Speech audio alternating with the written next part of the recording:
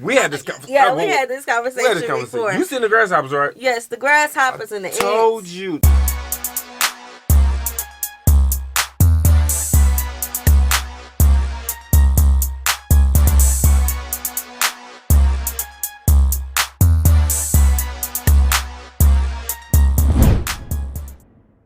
What's good, y'all? It's the Demouchets React, and we're back with another video. Who we got today, C? Today we're back with another American reaction. Super excited about this video, guys. If you're new to us and we're new to you, make sure you scroll down, hit that subscribe button, and turn on the post notification bell because we're on the road to 100K. And we cannot get there without you guys, all right? Join the family. Without further ado, let's get into the video. Hey, Ken. Yeah? Yeah, dig this episode? You're going to be doing this the entire episode, aren't you? Yeah, you want to get paid, right? Yeah. Oh. Yeah, then act surprised every time that comes up in a script. Oh, that's so funny. Wow. I totally see what you did there.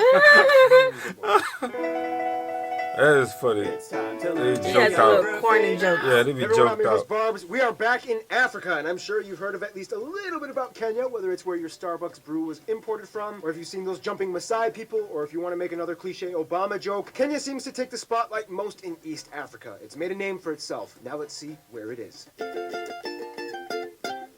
The name Kenya is roughly derived from the words of various dialects meaning God's resting place, and when you see what's going on, you'll understand why. First of all, Kenya is located in East Africa, transected in the south by the equator, surrounded by 5 countries, with a decent-sized coast along the largest lake in Africa, Lake Victoria, as well as the Indian Ocean to the east. The country is divided into 47 semi-autonomous counties, with the capital and largest city, Nairobi, which has its own county in itself. The largest cities after Nairobi would be Mombasa and Nakuru. However, the busiest that airports Tusk? would be the Yeah. Oh, it's Tusk. Nairobi Jomo Kenyatta, Mombasa's Moi International, and Eldoret International. As mentioned in the Ethiopia episode, they have a dispute over the Elemi Triangle with Ethiopia and South Sudan, as well as the incredibly packed Migingo Island in Lake Victoria, where over 130 people live on only 2,000 square meters of space. Oh my I'm God. wondering, Wow. why do they all stay there? Couldn't they? You saw that image with all those houses? Yeah, it's like they was all on top of one another. Like Yes. How is that's that packed. possible? That's 130 something people. that life must be. That must be a little bright island, like real bright at night. Must be a whole family. Everybody knew everybody. Everybody, know everybody, for real.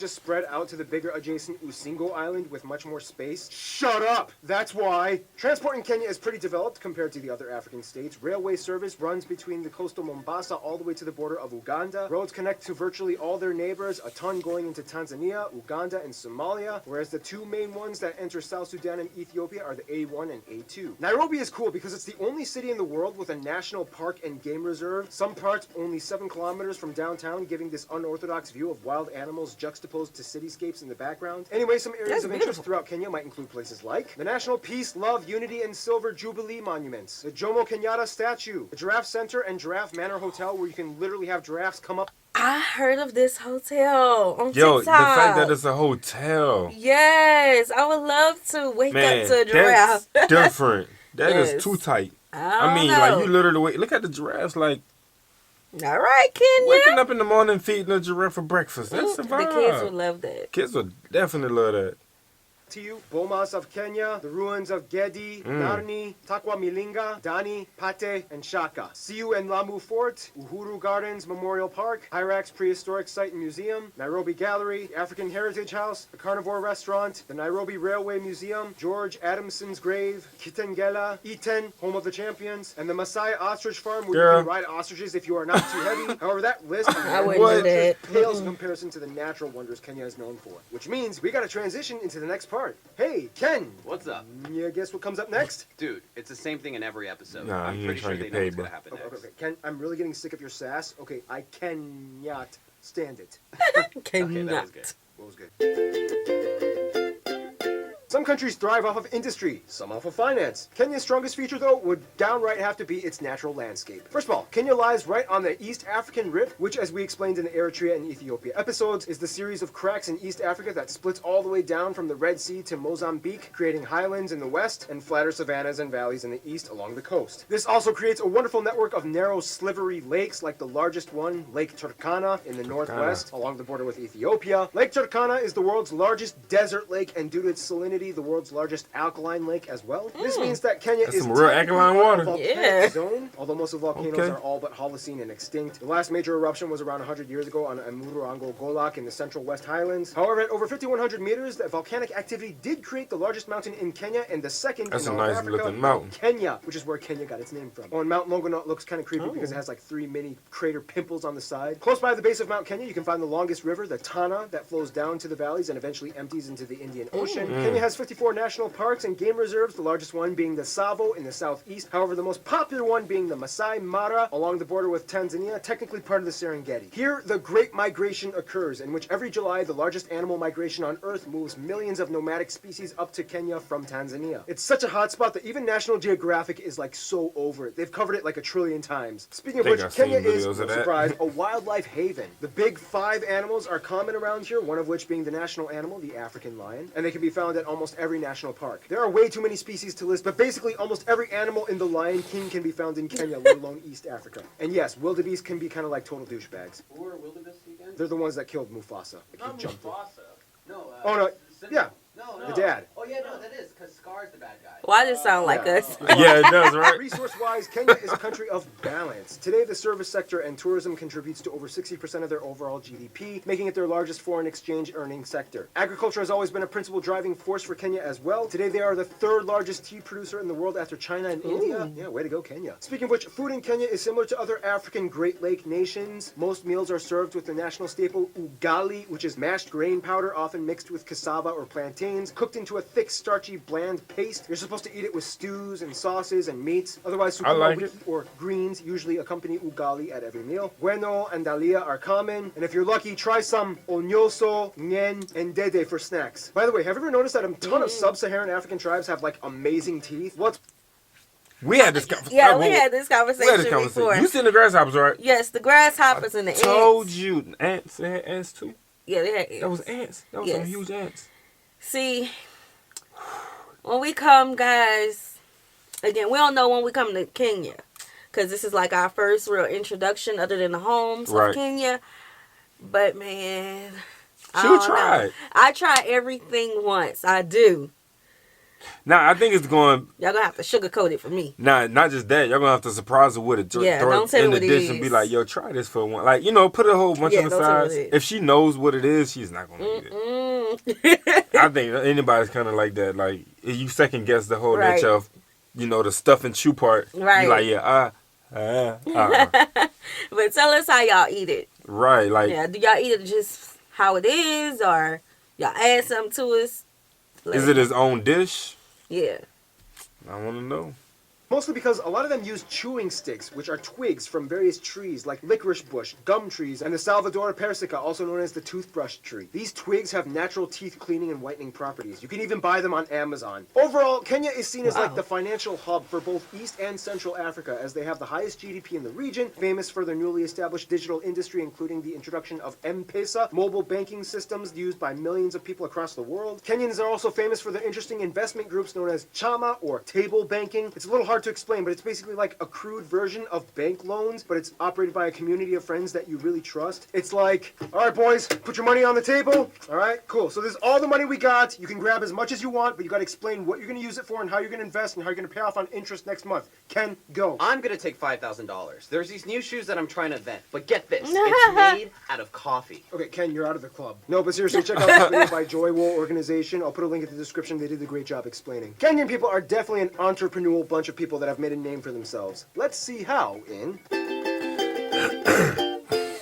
If East Africa was a family, Kenya would be like the brother who got rich but still has some weird issues in his head that he kind of has to suppress. First of all, the country has about 49 million people, and about 3/4 of the population is below 30 years of age. The country is made up of about 47 different tribes. However, the majority of these tribes are classified under the Bantu peoples at 67%, the Nilotic peoples at around 30%, and the remainder is made up of other groups, mostly Cushitic, Arabs, Indians, and Europeans. Of the Bantu peoples, however, the largest tribes would be the Kikuyu, the Luya, and the Kamba, whereas the largest Nilotic groups tribes would be the Kalenjin and the Luo. The country also uses the Kenyan shilling as their currency. They use the Type G British-style plug outlet, and they drive on the left side of the road. Basically, there is no single Kenyan culture, but rather a plethora of vibrant tribes, each with their own unique traits, trades, and traditions. For example, some of the overarching summaries I've gotten from you guys, the Kenyan geographers, include descriptions like: the Kikuyu are often known for being good businessmen. The Luya are good at rugby. The Luos take politics and music very seriously, and they're very proud that Obama's dad was from their tribe. The Kisi are the tough tea farmers. The Kalenjin are the runners, as 75% of all Olympic gold medal athletes have come from them, mostly in running sports. The Kamba are great pottery and carving artists. The Turkana have those really long beaded necklaces that stretch their necks. The Meru moved from Tanzania and might be a lost tribe of Israel. The Rendile are desert nomads. The Idako have a cool dance and are known for bullfighting. The Mijikenda live in a sacred forest where they bury these secret talisman things that I didn't have time to research. Hey, Ken! Nope, not doing it this time. No, I'm not making a pun. I literally just want to ask you something.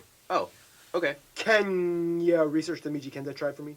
Laugh or you're fired. But the most famous and well-documented tribe would probably be the Maasai, semi-nomadic herders found in both Tanzania and Kenya, largely in touch with their ancient traditions, known for their svelte, tall bodies, unique customs, high-jumping dances, wearing this thing known as a shuka cloth, which comes in various patterns, usually with red or blue on it. I bought this when I was in Tanzania. I never actually thought I would use it for anything, but 10 years later. Although dozens of languages exist, in Kenya there are two official languages, English and Kiswahili. Kiswahili is estimated to be spoken by about 100 million people all across East Africa, and it is the only African language in the African Union. Many words are actually influenced from Arabic, as Arabic merchants and slave traders came in at the turn of the first millennium. In fact, the word Swahili comes from the Arabic word Swahil, which means coasts. Kenyan Kiswahili is known for being quite brash and blunt, whereas the Tanzanians are polite and proper. For example, a Tanzanian might say, Oh, before we even go in, it just seems like there's a lot of different similarities between Tanzania and Kenya. Mm-hmm. So it seems like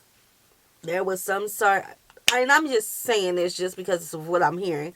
Were they a part of the same? Was it once together? The togetherness, was that a thing? Yes, awkward it just silence seems like was... a lot of similarities in the cultures and the things that they do. Yeah, definitely, 100%. Yeah. Yeah. Drop that in the Patali, comments. naomba uniuzie maziwa, whereas a Kenyan might say, nataka maziwa. Fun side note, the words Hakuna Matata are actually Swahili. However, the opening lyrics of the Lion King Circle of Life song are actually Zulu from South Africa. Yeah, you know what I'm talking about. Na tsingonya mamagichi baba, siongo ba, ingonya manengwene mabala. Yeah, that's all Zulu. Now, history will take way too long to explain, but in the quickest way I can put it, early fossils of Neolithic hunter-gatherers, probably Khoisan people, Cushitic and Nilotic pastoralists, probably move in from South Sudan and the Horn of Africa. Bantus come in and start farming and introduce iron. City-states pop up along the coast like Mombasa. Arabs and Persians come in and start trading for goods and slaves. Kilwa Sultanate, the Portuguese guy comes in and observes things. Omani Arabs come in, the slave trade is in full force. The Portuguese come in the 17th century, start trading with Omanis. This Chinese guy stops in and observes things. Kiswahili becomes the lingua franca. Vasco da Gama takes a peek. Short-lived Wanga Kingdom. The Germans make a short-lived protectorate until the British finally come in and colonize. Tea starts growing, railroads get built. Tons of Indians come flocking as indentured servants. World War I, the Brits and Germans agree to avoid conflict in colonies. This guy doesn't listen, attacks. The Brits get mad and attack from behind in Zambia because clearly he forgot that it was also colonized by the Brits. Princess Elizabeth is in a hotel in a national park when she gets a call saying that her father died and now she is Queen Elizabeth. Mau Mau Uprising, independence in 1963. Jomo Kenyatta is a hero. More years loaded with controversy. 2002, he's not allowed to run again for president. A few massacres and a drought, and eventually they get back up and move on. And that's where we are today. Unfortunately, one of the biggest issues Kenya faces today would have to be tribalism. Today's scuffles and arguments still do occasionally occur between certain groups. However, it's not so bad, but let's be honest, it's still kind of noticeable. Most of the drama is underground, and they still work heavily off of a bribe culture. The average Kenyan pays about 16 bribes per month just to get by in small situations in daily life. They even have a word for it, kitu kidogo, which means small thing. Nonetheless, if there was a phrase that kind of summarized Kenya, it would probably be tibin, which translates to something like one last blow for triumph. And clearly it's been kind of a thing for Kenya as they become like a poster child for East Africa. Some famous people of Kenyan descent or from Kenya might include Field Marshal Dedan Kimathi, Mmekatili Wamenza, mother of the resistance, Uhuru Kenyatta, Charity Ngilu, John Kiriamiti, Ezekiel Kemboi, Kipchoge Keino, Lupita Nyong'o, Paul Tergat, Dennis Oliek, Victor Wanyama, David Matenge, aka Nameless, Stella Mwangi, Fadili William, Obama's dad, Wangari Maathai, Eric Wainaina, and probably the most famous one, Jomo Kenyatta, the father of Kenya. Alright, that was a lot of info. Now let's finish off this with some tibim and get to the last final segment. That's to be Tanzania. Kenya is kind of like the big shot of Best East friend. and to some extent Central Africa. Let's put it this way. People in Africa moved to Kenya in hopes of getting a better life. First of all, Kenya was kind of like the shining jewel of the British East African colonies. They knew something was special about Kenya, so they introduced tea, they deliberately connected Mombasa with the West via railroad, and even after independence they remained part of the Commonwealth, and Brits make up the largest group of visitors and national citizens amongst the white Kenyan population. India has a lot of ties to Kenya as waves of immigrants were brought in by the British in the 19th century to build the Mombasa Railway. Some racial tensions existed, however, after both countries gained independence, they started to cooperate much better. Prime Minister Nehru gave support to Jomo Kenyatta. They have a technical and economic cooperation program. They offer over 100 scholarships specifically to Kenyans, and today India makes up the 6th largest trading partner. Their best friends, however, would probably be Ethiopia, Tanzania, and Uganda. For Ethiopia, the Kenyan Mau Mau rebel group operated in Ethiopia during the uprising years. They have a mutual defense agreement, especially against the Greater Somalia ideologists living in South Ethiopia, and Kenyans trust them like a wise uncle. Tanzania and Uganda have healthy rivalries with Kenya, but ultimately the three are like the Great Lake Kings that dominate Lake Victoria. All three speak Kiswahili, they understand and piggyback off of each other's cultures, they marry each other's citizens frequently, they love each other. In conclusion, even though they may not be the most populous or largest in area, East Africa kind of revolves around Kenya. Economic and political controversies aside, they just have that certain drive that makes them stick out. When it comes to pulling through, they sure can. Yeah, do it. Stay tuned. Kidder Bus is coming up next. Man, That was a bro, good one. I just need a pencil and pad for this guy, bro, because he just going in on information. So we all know so far Yes. from watching Tanzania, is it called? Kenya. This is Kenya. Yeah, I know, but the Yes, one that is yes. really cool with Tanzania, the people that Tanzania is the ones that they're very close with. I noticed a lot of things happen with that. Yeah, and I think what was interesting was that the fact that they grew tea. Yeah, I like know that. the The what is it toothbrush tree or The something like that. sticks, yeah.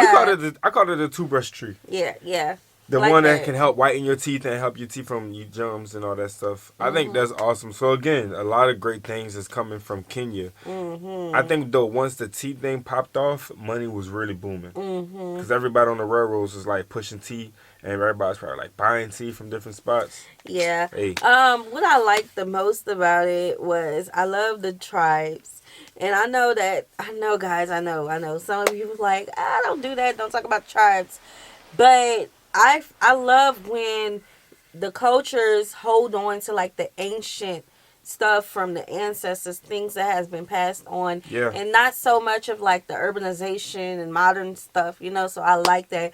We I believe we reacted to the Maasai tribe. Maybe you did by yourself. Did I by myself? Yeah, alone? a long time ago. On this channel? Yes, a long time ago. Without you? When I was pregnant. Oh my goodness. Yeah, so we love learning about, all of the rituals and meanings of the dances and things like that. So we hope you guys enjoyed this video with us.